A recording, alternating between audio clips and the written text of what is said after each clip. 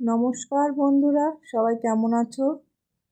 আজকে আমরা একটা ব্লগ ভিডিও করছি। আমাদের বাড়িতে বিশ্বকর্মা পূজা আছে, আর ভাদ্র মাসের শেষে যে রান্না হয় সেই রান্নার ভিডিওটাও কিছুটা দেখাবো। তো চলুন শুরু করা যাক। বিশেষ করে যারা গ্রামে থাকো, বাঙালি পরিবার, তারা বেশিরভাগ এই রান্না পুজোটা করে থাকে। তো আমাদের আজকে পূজা না হলেও আমাদের পান্তা খাওয়া হয়।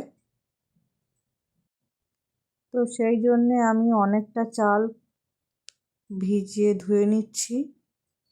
কালকে সারাদিন পান্তা খাওয়া হবে। আর কটা আলু সেদ্ধও দিয়ে দিচ্ছি, কারণ আমাদের রাত্রেবেলাও রান্না করতে নেই। আমি প্রথমে চালটা বসিয়ে দিলাম, কারণ অনেকটা ভাত হবে, সময় লাগবে, প্রায় 1 হাঁড়ি ভাত হবে। এরপর আলু ভাজাটাও চাপিয়ে দেবো কিছুক্ষণ বাদে, তার জন্য তেল দিয়ে দিলাম। আমাদের আজকের মেনুটা একটু বলে দিই কী কী হবে। আমাদের হচ্ছে বাড়িতে আজকে আলু ভাজা, কলা ভাজা, ডাল চচ্চড়ি, নারকেল ছাই, কুমড়ো চচ্চড়ি আর চিচিঙ্গে ভাজা।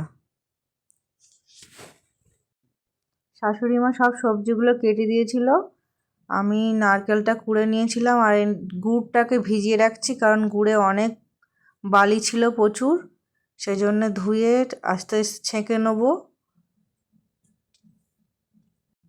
আমার ভাতটাও ফুটে উঠেছে আর এদিকে আলু ভাজাটাও হয়ে গেছে। এবারে ডালটা ধুয়ে চাপিয়ে দিলাম, তাহলে আস্তে আস্তে হোক। এই ফাঁকে আমি নারকেলটাও কুড়ে নিয়েছিলাম, কারণ অনেকটা রান্না করতে সময় তো অনেকক্ষণই যাবে। আগে এইভাবে আমি নারকেল কুড়তে পারতাম না, তারপর আস্তে আস্তে শিখে গেছি, এখন আর অসুবিধা হয় না। আর এই যে গুড়টা, এত নোংরা বার হয়েছিল গুড়ের মধ্যে যে কি বলবো। গুড়ের জলটা আমি কড়াইতে দিয়ে ছেঁকে ছেঁকে দিয়েছিলাম, আর এই যে এত নোংরা বার হয়েছে, আমি দেখেই তো অবাক। আর এই যে নারকেলগুলোও দিয়ে দিলাম কড়াইতে।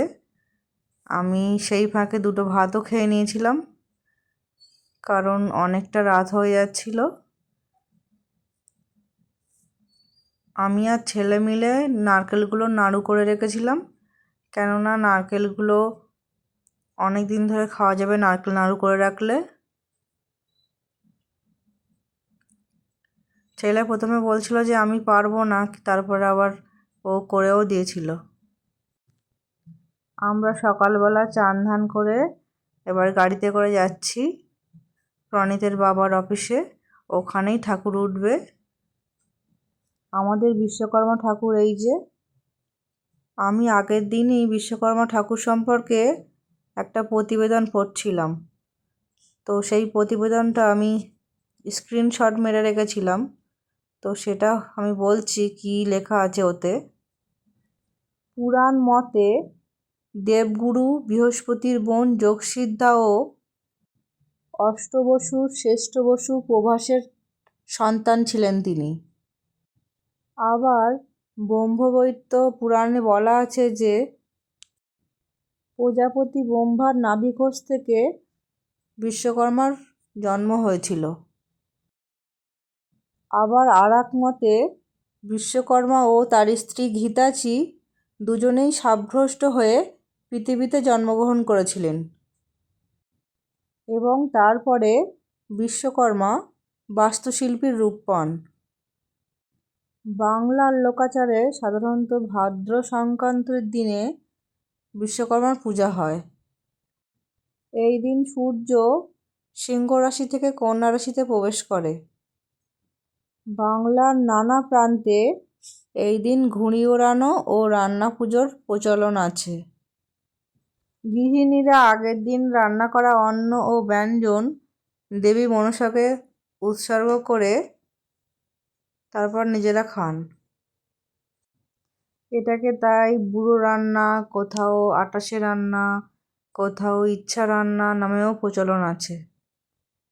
বিশ্বকর্মা সত্যযুগে তিনি স্বর্গ নির্মাণ করেছিলেন, ত্রেতা যুগে রাবণের সোনার লঙ্কা, দাপরে শ্রীকৃষ্ণর দ্বারকা এবং পাণ্ডবদের ইন্দ্রপ্রস্থও তারই সৃষ্টি বলে জানা যায়। বাংলার বিশ্বকর্মা আজও শিল্প ও প্রযুক্তির প্রতীক।